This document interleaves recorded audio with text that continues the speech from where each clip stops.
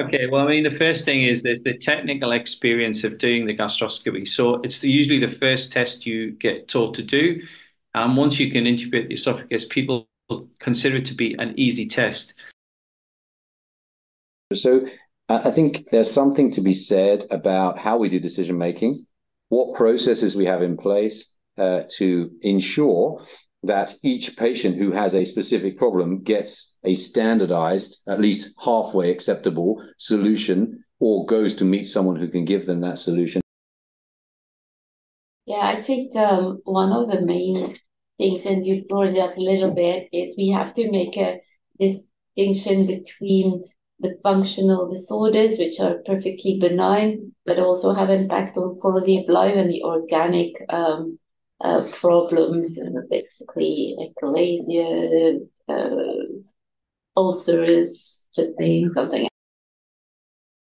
So this is all false negative pathology, but I think false positives are also an important issue. We've touched on it before, with like patients that are diagnosed as Barrett's, short Barrett's of 1 centimeter or whatever, and they are being followed up every year or every 2 years with gastroscopy, and they always are being talked to. You have Barrett's, you might get cancer, you have to come every once in a while, you have to take medication.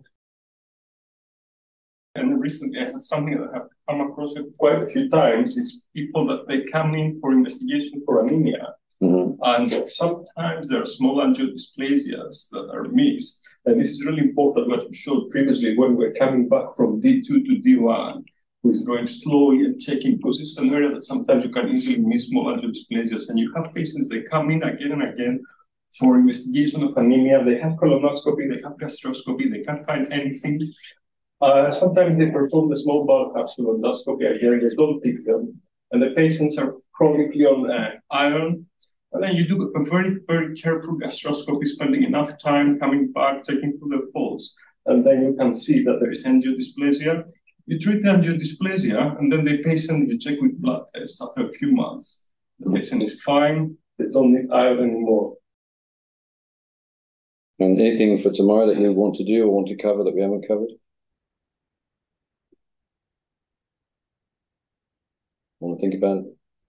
I want to think about it. Behaviors?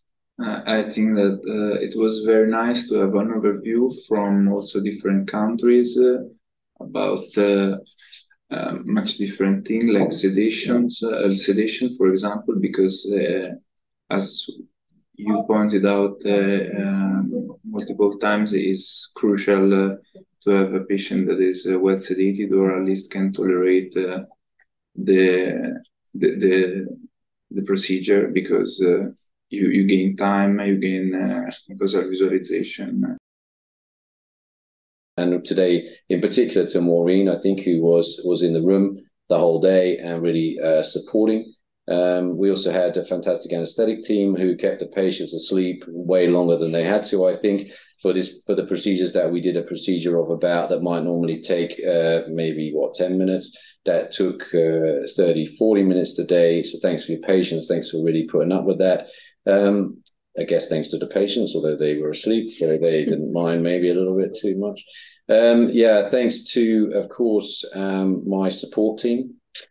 And that very much at the top of the support team pyramid includes Caroline, without whom this would definitely not be possible. Caroline is the support person. You never see her because she's like a whirlwind and is sorting everything out. And so the food and everything else is sorted out by Caroline. So finally, I drew this picture. Sorry, look, that is bad. This picture is meant to be people around a table learning from each other. And if I ask myself what I get out of these courses, it is to listen to everybody's point of view. And I'm one of these people who, I talk a lot, maybe you might say, but everything good I ever hear from anyone, I take on board and pretend that it was mine. And so anything that you've said along the way, then it will be you'll probably see it later in another GIEQs course or another GIEQs enterprise, because that's how we work. And we want to suck up all the great stuff from everyone that we meet and who comes here to do that.